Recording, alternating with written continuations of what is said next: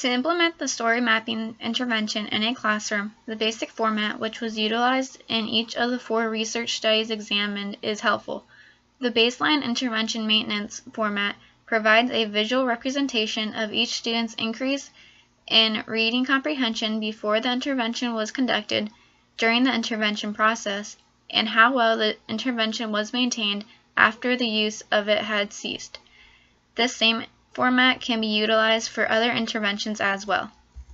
On the top row of the chart in red, you will see the headings for each phase of the intervention process. On the left-hand side of the chart in blue, you will see 6 numbers. Each of these numbers represents a percentage of correct story elements.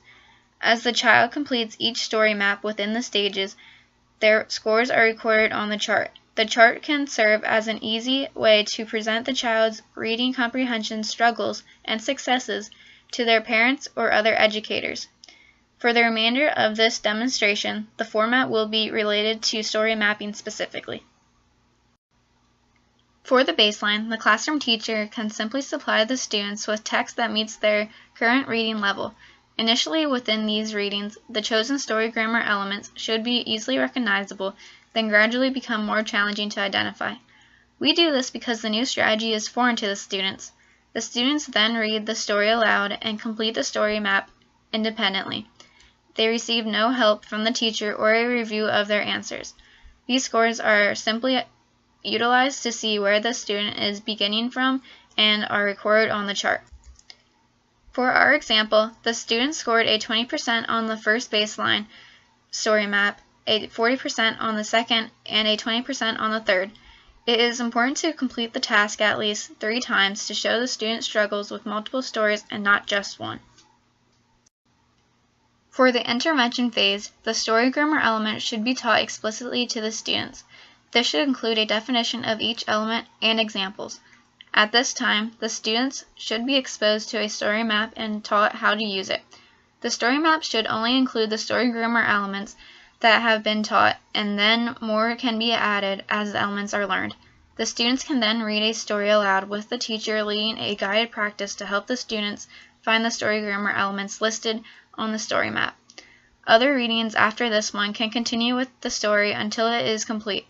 Upon completion of the story, the students can fill out their individual story maps, which can be reviewed as a group for the students to see their correct or incorrect answers.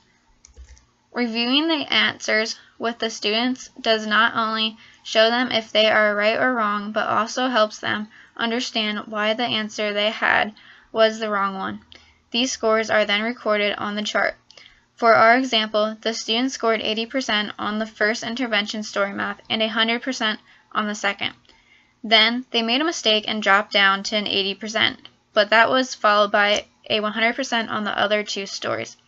The score of the third story is nothing to worry about as long as the student understands and knows why they made an error.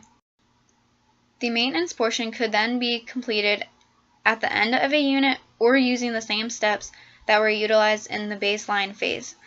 No matter the steps used, they should be completed a week or 2 after the intervention has ceased. As we can see, our student in the example was able to maintain what they learned during the story mapping intervention, scoring a 100% on each story.